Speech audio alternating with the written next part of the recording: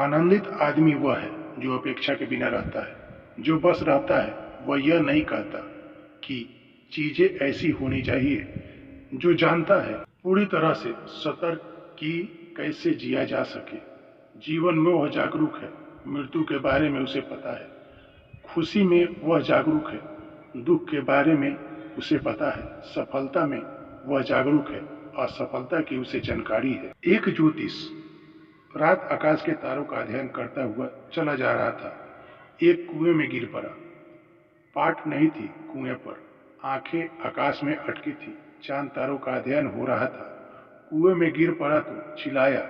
पास के ही झोपड़ी से एक गरीब बुढ़ा ने उसे बड़ी मुश्किल से निकाला। वह सबसे बड़ा ज्योतिष था। सम्राट भी उसके द्वार पर आते थे। उसने बूढ़े आदमी की बहुत धन्यवाद किया और कहा कि देखो, तुझे पता नहीं कि तुझे सौभाग्य से किसको बचाया है। अवसर मिला है। मैं एक ज्योतिष हूँ। तारों, नक्षत्रों और गतिविधियों, मनुष्य के भाग्य से, उनके संबंध में मुझसे बड़ा कोई जानकार पृथ्वी पर नहीं है। बड़े से बड़े सम्राट मेरे पास आते हैं।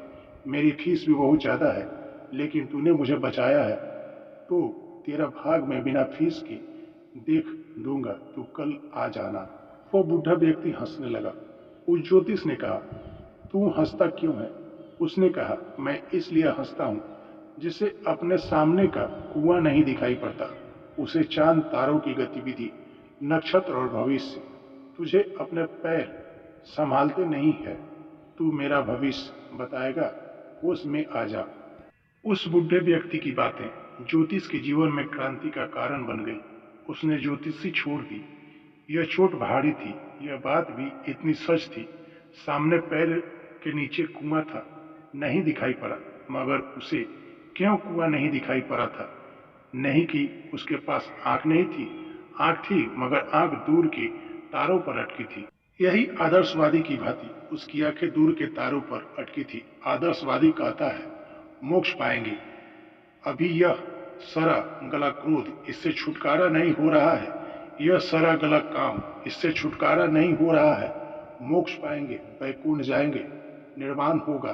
आंखें बड़े दूर के आकाश पर लगी है और उसकी वजह से रोज रोज गड्ढे में गिर रहे हैं। गड्ढे क्रोध के, काम के, वैमनस्य के, ईर्षा के, घृणा के। मैं तुमसे कहता हूँ, आंखें लौटा लाओ जमीन पर। जहाँ चलना है वहीं आंखें होनी चाहिए। इस क्षण में ही आंखें होनी चाहिए, क्योंकि गड्ढे यहाँ हैं और सारे गड्ढे से तुम बच जाओ तो उसी बचाव का नाम मोक्ष है। मोक्ष कहीं दूर आकाश में नहीं। जिसके जीवन में गिरने की संभावनाएं ना रही हो, वही मुक्ति है, वही मोक्ष है। वीडियो अच्छी लगे तो मेरे इस चैनल को लाइक और सब्सक्राइब जरूर करें।